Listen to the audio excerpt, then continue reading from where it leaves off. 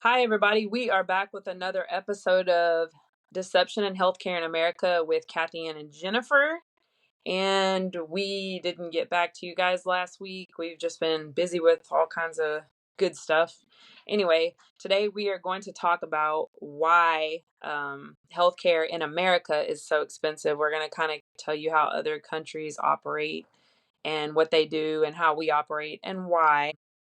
I'm going to let Kathy Ann start it off. She's got some really good areas in this subject that she kind of highlighted on, but it's basically kind of winds down to we've got a lot of waste.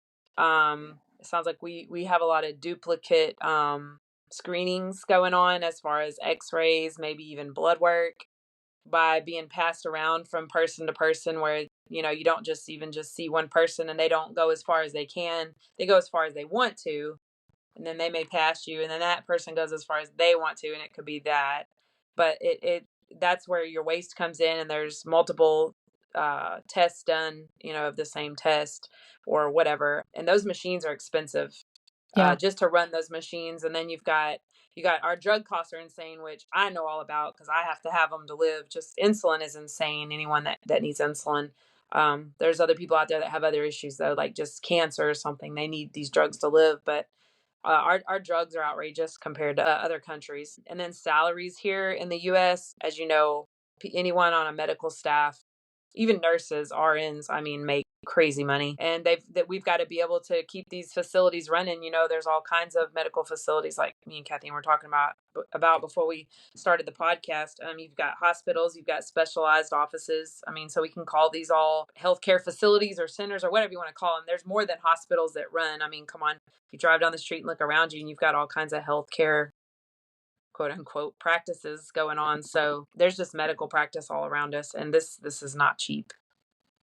So, and it's going to cost the person, you know, that's in need. The insurance companies are basically have the system set up where no, we can't see it clearly how they have it set up, but it's set up in a way that they don't want to lose a lot of money. They're not in this to spend money; they're in it to make money. So, Yeah. so you can kind of elaborate on what you have, Kathy Ann. Yeah. Actually, so most of your out of pocket expenses don't even go to the doctors or the nurses who are treating you. They actually go to the insurance companies, the hospital executives, the corporate lawyers, and pharmaceutical companies. So, eh, so one of the things I like to say is it's profit over patients. So for even a doctor to make money, they have to see as many patients as they can because they negotiate these rates with insurance companies and the insurance company wants their cut. So for the doctor to get their cut, they have to see as many patients as they can in a certain time frame. So and that goes back to one of our podcasts where we were talking about 15 the doctors give you 15 minutes because they have to give you a short amount of time because they're going through insurance and the insurance wants their cut. And for And the them to get, pharmaceuticals want their cut as well. In that yes, same visit, they've got to if they prescribe certain things, they get a kickback from those medications, and that's why they're like, "Oh, hey, let's try this or put you on this." So they're double dealing there. They're double yes. dipping. Well, let's say that you got rid of the insurance company. Then you don't have to pay for a biller, a coder, a coder for insurance. So, Collection, yeah, so there you lose two collection. staff there. The doctor doesn't no longer works for the insurance company. So now he works for you.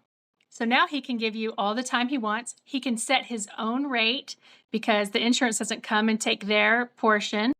So now the doctor's trying to please you because you're paying the doctor yourself. So the Hmm. insurance company is just really, it's like a middleman.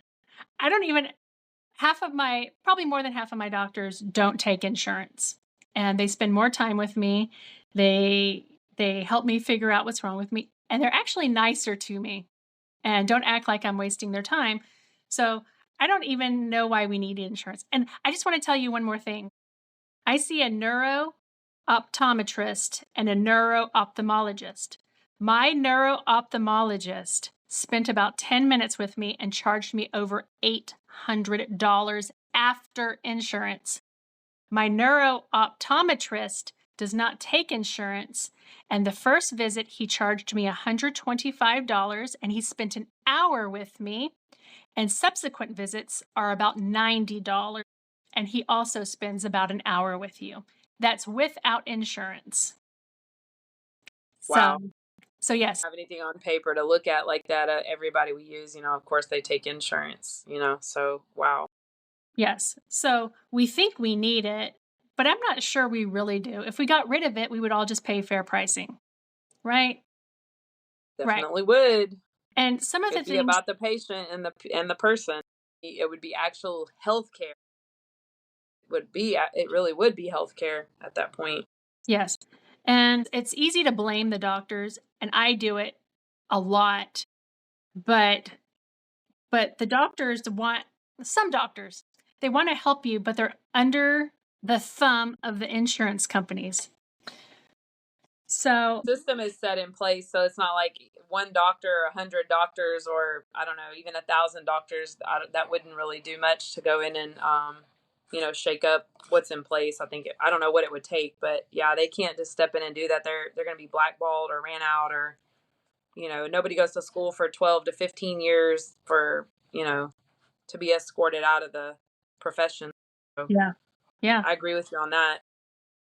Um, another thing is we actually don't have a hospital in the city I live in, but there's maybe two. But another thing that drives up costs is when there's no competition. Like if you have the one hospital, let's say Lake Jackson, they only have one Hmm. hospital. If there's only one hospital and the next hospital's more than an hour away, they can charge whatever they want because there's no other hospital. So there's no Right. competition. So that's another thing that drives up costs. When there's no So like you were competition, saying, there's you private and can public charge funding. whatever you want. Yeah, So, like you were saying. So there, here in the United States, there's a mix of private and public, where other countries have universal health care. Everything's funded primarily through their taxation.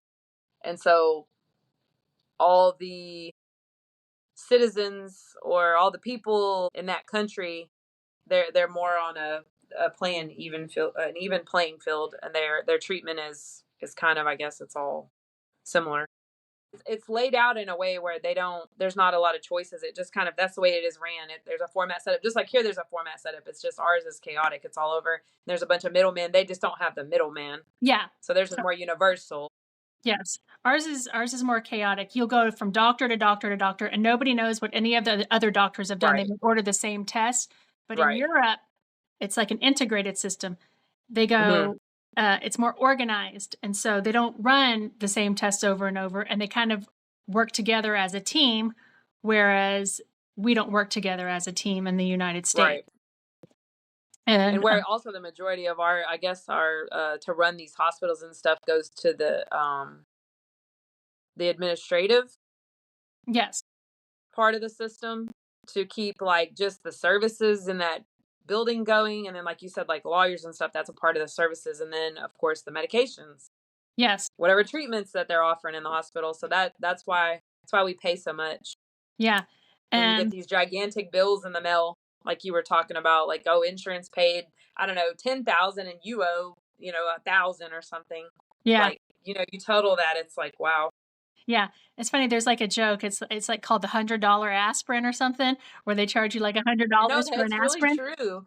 But Yeah, yeah, they really like charge, I think, $20 for one ibuprofen pill. Like if have been admitted, and they need to bring you pain management, they're gonna yeah, charge like $20 a pill. So if they bring you three, that's $60 yeah. for some So ibuprofen. like ibuprofen, which is maybe like a nickel, but it's also who administers it too. If like the doctor administers it, then you get charged even more. If the nurse administers it, you get charged a different fee. Like Oh wow, I it's a didn't know huge that. markup. Yeah, yeah. Oh It my depends on who god. administers to you, the way you're charged, but because the insurance has to negotiate that price and everybody wants the money. So everything you pay is higher when you have insurance. Now, if you do cash pay, then there's already like a set rate. If this person's going to pay cash, they'll pay Right. less because the Right. insurance company isn't taking part of that money away. Right. But speaking about hospitals, did you know that it's estimated that hospitals overcharge patients over $10 billion a year. Ooh, Yeah, I'm not even surprised. nobody really itemizes their bill and nobody really Mhm. questions it. So Right. so yeah. Um, speaking on that, I I do look at my bills. And I want to tell you that I went to a sports medicine doctor and he was so rude and nasty. And he treated me for about 10 minutes and he kind of like laughed at me and thought I was ridiculous. And then he charged me a lot of money. And then I looked at my bill and he only spent maybe 10 minutes with me. He charged me for 45 minutes. Oh, Yeah, he you did. caught it because you looked at your bill. You I caught it. looked. I looked at the bill and I Four and a I half almost times thought I what you should were have there. reported it, but I Yeah, didn't. four and a I was half like, times. That's, yeah. so yeah. And I mean, I've noticed that was probably the most egregious one I saw, probably because of the Mhm. way he treated me. If he treat me nice, I don't even care. But it Probably was the wouldn't way even he know if you treated me were. that I looked. And yeah. That's insane. Well, when our son was like doing the MD Anderson thing when he had hurt his back in football back when he was a 10th grader. And then of course they found this tumor that he'd had it since he was born. We ended up finding out it was nothing. Well, of course they immediately got us into MD Anderson the next day. He made 2 trips to MD Anderson and he had over $100,000 bill for 2 trips there just for some testing that they did over 2 separate days that were probably like 3 weeks apart. So they did the testing, the MRIs and things, and then they would call us in and explain to us what the test saw. We ended up finding out it was nothing. He was born with it. If you tried to take it off, he would bleed out immediately because it's attached to the spine. Found out it was like 2 inches in diameter, whatever, whatever. Well, anyways, that was our bill from MD Anderson. Yeah, it was over $100,000, and the insurance company paid most all of it. There was some left over. Then when Larry had COVID in 2021, I think it was that December of 21, I think, because COVID came out in 2020. I don't know, but he had it in December. So Mhm. it came out in March, and then he ended up getting the COVID in December. So maybe it was still 2020, just the end of 2020. Anyway, I still have that bill. We look at it every once in a while. It's kind of crazy. $84,000 for a couple of cocktails that they gave him. Remdesivir, I believe they used, and they used that for 3 days in a row. They would come in and do the remdesivir. That was the treatment for COVID at the time. And then he had a respiratory therapist come in and do breathing treatments with him, which I have at home. I have a nebulizer, and they use the same things that I was mixing for when my son had COVID. I was giving him the breathing treatments at home. It was the same thing because I asked him, "Hey, what is that? What are you mixing?" It's just it was in the wall, and he pulled the thing down. And it was all attached and coming out in a little mask. Same Uh-huh. thing I had at home. I think it cost me $65 to have enough treatments for, you know, Tyler and myself when we needed the breathing treatments at home. But so he did that, and then he did the remdesivir. Other than he was just in the hospital, and of course, I even brought him food. I told him don't bring him any food because he's I guess he's what you would label as a type 2, but he just doesn't take medicine for it because we control it with food. And Mhm. so they were bringing in this quote unquote hilarious diabetic diet. I mean, pancakes and all, syrup. I think they brought him regular pancakes and sugar-free syrup. I mean, just a joke, right? So I told him, don't bring him any food. I will bring his food. So every day I would come, and there was like this big grocery store down the road, an HEB, and I would go in and get all 3 of his meals for that day because there's no refrigerator in there. And I just had to do what I had to do. And he came out of there. They said he would die and never come out of there, is what we were initially told. Told he would be on oxygen, all this stuff. 6 days later, we got out of there. And we had to come home. We had to still to do breathing treatments. He had to walk. He couldn't even walk 10 feet without probably trying to pass out.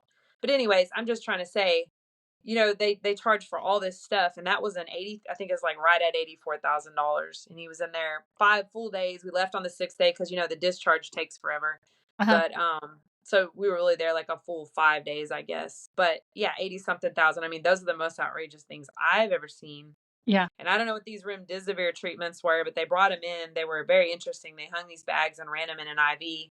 And Mhm. one of the first cocktails they gave him had all these colors. It was like purple, yellow, red, green. It was really weird. It's really strange. She looked like she was doing chemistry, and she had on like this hazmat suit. She had on 3 masks, and that was when we first walked in. That's probably because of But COVID. They were so scared. it's like holy crap. What was that? Was that like the first 50 grand, the little chemistry set that she pulled out? And I said, "What is that?" And she said, "It's a COVID cocktail." And then ended up finding out later it was like the first thing they do when they start remdesivir. the IV set up, and then they went from there. They came in every afternoon and did a remdesivir for like 3 days in a row. But anyway, it's like, and I looked those up, and each one of those I think was 5,000 every time they hooked that up. You know what's funny is I I forgot the cost, but I looked up the cost of it, like the IV bag, and they're only Yeah, like a quarter or a dollar right, or something, right. We get charged like 800, 500 for the bag or something, probably. and not even the contents. But I've stayed at some really nice hotels for about $250 a night, and I wonder how much they were just charging you for the room, because I can at the Hilton, I can go stay for under $250 a night with a nice clean bathroom, 2 beds, a TV, and everything. I mean, come Um, on. Yeah, 83,000. Do you know what, like, I know that did come out of our pocket, and insurance I think had actually paid everything but 2,000 of the bill, but come on, 83,000, like, yeah, we all know what we can go get with $83,000, but you could certainly buy a really nice like modular home, I guess, yeah, or yeah, maybe two mobile homes. yeah, Heck, I don't know. You could buy some land with it for yeah. sure. I know Well, you could buy some you land. could go out and buy you like a Porsche or something. I don't know. Holy shit. Anyways, those were the most outrageous things. Like my mind, I'm telling you, they were so big and it was just so far fetched. I mean, my mind still can't conceive it or wrap around it. I went and Larry's was very itemized. Some of Tyler's wasn't. His was like the MRIs and the machines like that. Like I think it was 5,000 for one MRI, and he had three of those. And then I don't even remember what all the other stuff was. Those MD Anderson doctors. Let me tell you, I can't remember the rates. I'd have to go pull it up. They make some money. They make some money in those MD Anderson centers, but what I was going to tell you was your wow or whatever. My wow, what I found when I was looking up in the United States, we have higher rates of chronic disease. We just do. Like we've talked about before. Turn around in your circle of people, however big or small it is, and ask them, "Are you 100% healthy? You have no issues. You have no irritable bowel syndrome. You don't have diabetes. You don't have heart disease. Nothing, right? You don't deal with anything. Who's going to say, yeah, that's me. I don't have anything. I'm 100%. Nobody. Okay, so we have higher rates of chronic diseases and everything. So our life expectancies are not what other countries are. They have higher life expectancies, and in Switzerland have the highest healthy population. And so also in line with that, we have the worst chronic conditions and diseases and life expectancy, right? And we have the worst healthcare system. They have some of the best healthcare systems, higher life expectancy, and patient satisfaction is better. Yeah. Well, which it would be because, but it's also, we're not ran on the same system. But there you go. I mean, there's just from one extreme to the other. It goes from Japan and Switzerland to the United States. If you're dealing with health issues, which country would you rather be a citizen in? Probably Japan or Switzerland. I'm not saying I'm not knocking the US and saying, "Hey, I want to go leave the US and all this." I'm just saying this is why we do this podcast, because we're all we're all victims of this healthcare system. But you and I call it, we laugh when we say healthcare. They can't see us but quoting that, but it's really a sick care system. They're keeping us sick, they're keeping us diabetic, they're keeping us inflamed, they're keeping us, with whatever. They're just managing chronic conditions. That's all they're helping us do, really. And so, yeah, I mean, you can only live so long with a chronic disease or inflammation, is which is where everything comes from. If they actually got to the root of like holistic medicine, if they got to the root of that. Oh, and to bring up holistic doctors, like if you want to go see a holistic doctor, whether you're in Texas or Washington or New Mexico, insurance, they don't entertain holistic healthcare at all. I don't care if this person has healed whoever. I don't care what their credentials are. I don't care how qualified they are, because a holistic doctor doesn't even have to have a PhD, but let's just say they do. Like I know someone personally that just felt like it was the thing to do if you're going to be offering medical practices, to have a PhD and not just stand there and act, like have, like I know a guy that had a chemical engineering degree and he became a holistic doctor. He was right here in Lumberton, Texas, and I think that's really crazy. But then I know someone else that said, "Hey, look, I want to do the right thing, and if I'm going to be out here, representing medicine and stuff like that, I want to be able to draw labs. I want to be able to look at people as a whole, and so I'm going to get my PhD, and I'm still going to be a holistic doctor." But when you're holistic, and that's your label, that's where you're at in the system, and you're not one of the physicians or whatever in the healthcare system, you can't use insurance. Insurance will not have anything to do with that. It's just not. You mention it, and it's a fast, quick no. You need Yeah. to find a doctor. You need to find someone in the network. And there are no holistic providers in the network. That's not even allowed, Yeah. Harry, because I, that yeah. comes down to our choices once again. Yes. Yes. And that goes to show you half of my doctors don't take insurance because they are holistic. They do like soft tissue therapy. And some of them, like my eye doctor, it's a choice so he can give you better service. But you're right. And see, your outcome with those doctors has been far better, and you got more. I mean, your expectations are high, and a lot of times we want and we expect a lot, and yeah, they can only take us so far, or it's a process. But you've gotten more out of those healthcare providers, holistic healthcare providers. You've gotten further and more out of them than any doctor or any high paid, you know whatever you said, for whatever they were Yeah. charging you for every 10 minutes. You got Yeah. more paying a little bit up front or a little more out of pocket than you would to go see one of these other providers, but you're getting somewhere with them. You're Yeah. getting you're getting some treatment. You're seeing some progress. Yes, I am seeing progress. And actually, I actually pay less with every single one of them than I do with a medical doctor. Right, and that's what I'm saying. But Yeah. some people look at it as that, oh my gosh, I wouldn't want to pay this and this and this. Yeah. Like, yeah, Yeah. like with our dentist, we kind of do that. We pay more out of pocket than some people that go to these little, pop-up dentistries where they've got 15 dentists inside, and yeah, you're charging maybe with insurance you're paying $75 a filling, and I may pay 150, but I don't have to keep going back and having it redone, or I don't have to worry about how they did it and was it done properly and did they crack a tooth while they were doing it. And Yeah. so you And end it, up actually, you don't, it's kind of like going to Sam's. It looks like I pay a little more up front, but I'm really not yeah. by And the plus, you're not paying a end of the premium. year. Yeah, you're not paying a Right, premium also on top right, of it. It's just right. cash. You have to look at So, the bigger picture, and a lot of people just don't know how to do that, or they're in such financial restraints that they're looking at it as, oh my gosh, I just would rather pay this 75 than pay this 500. Oh my gosh. But then at the end of the year, if you go look at the whole bigger picture with premiums and then how many times you had to go back, or you may look and it may look like completely out of whack, completely. But most people don't look at their finances like that. I'm learning, like, they just really don't, and that's where they depend on that. They do, because it's like right now it's like they have a person, like in a corner, and it's like, you need this and you have this much money to work with, and you're going to go the most convenient, quicker route every time. Even if it costs you money, you'll look at that way later and you're going to say, well, I did what I had to do. I mean, I had to do something right, you know yeah. Yeah. Because insurance, so everybody knows, they're for profit. Oh yeah, definitely. Like you said, So, profit over patient. Let's be real. I so mean, it's the same with your car insurance. It's the same right. with whatever, life insurance. Yeah. They're they're The not whole losing insurance money. thing, it's a scam. No. It's so Yes. somebody can get rich off Yes. of playing off our feet. Now. Yeah. Now. Yeah.